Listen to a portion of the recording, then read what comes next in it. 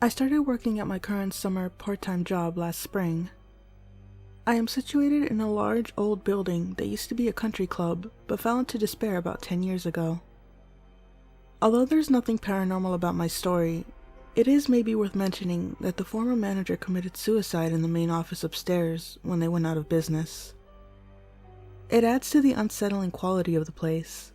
Along with that, so do the seemingly never-ending hallways and passages, innumerable hidey holes and half-empty pools, and other strange unused parts of the building, like a secret shower room and sauna, and a tunnel of storage areas that connect the men's and women's bathrooms. There are also a lot of doors to the outside in this place. It makes sense for a country club, but currently we only use one small room for the golf course check-in, the kitchen, and one dining room for the restaurant upstairs, and the small cafe area for early morning golfers to get their coffee and beer. The cafe area is where I work. In the summer we clock in to open the cafe before 6 a.m., often before the sun comes up. The golf course people come in pretty shortly after, but I would be the first person in the building every morning. I would unlock the front door, disarm the alarm, walk downstairs in the dark, unlock this cage that keeps the junkies at the bar upstairs at night from wandering downstairs, and crawl along a long dark hallway with no windows to get to the light switch at the end of the hall. This always creeps me out, and I end up holding my keys between my fingers like brass knuckles. I'm a woman in my mid-20s, and I've lived in pretty bad neighborhoods.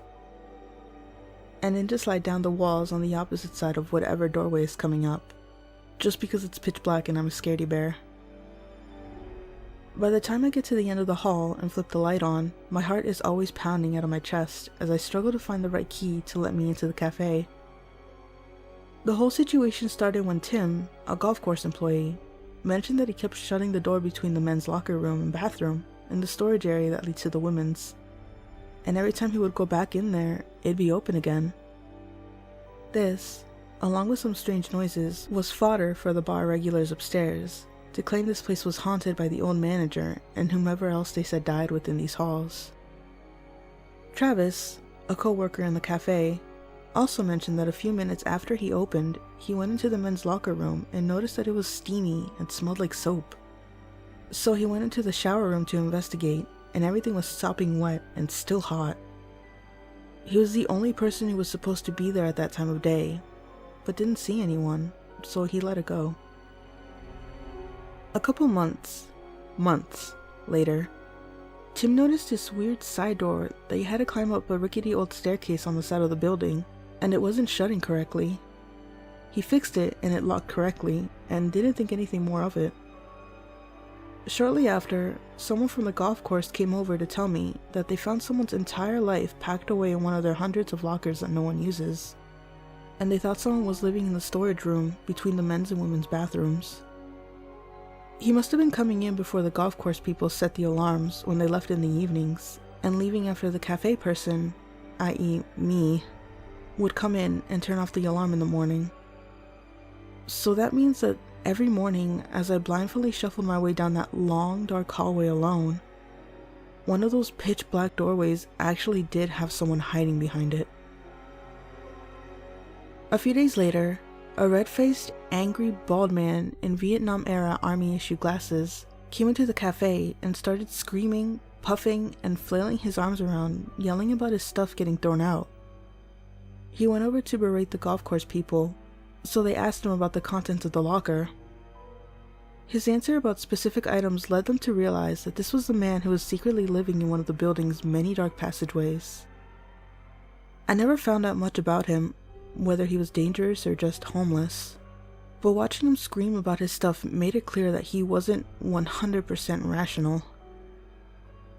I still work there and do a darkness shuffle down the hall every morning when I work, and although they say everything is in the up and up, and with the alarms and doors locking, it still creeps me the hell out. There have been some other creepy things that have happened in this place recently to make me think this isn't all over with, which I will post separately if anyone is interested. Recent update for Sleeper Creeper. I just posted about my situation last summer with the creeper at my golf course job, and I didn't want the post to be too long. Monday, I noticed a pad of paper and a long metal pair of tweezers clipped underneath the stairs. I thought it probably had something to do with inventory, because right before, a manager came in to count the foodstuff and beverages. Also, it wasn't an area that is easily accessed by customers, but not technically locked in anyway during the day. Today, my friend who works at the bar upstairs told me that someone brought the pad to her, and it has some pretty schizophrenic thoughts in it. It has lots of stuff about how electric cars work to support some kind of government agenda surrounding social media, and some plans to patent for some sort of alternative energy source that involved the UN and foreign passports. This part of the building is not under video surveillance, so I have no idea who left it and if they're planning on coming back or not, but it could be the same guy from before. He seemed pretty unhinged and definitely liked to spend a lot of time in weird parts of the building. Here are some pictures of the pages and where I found it.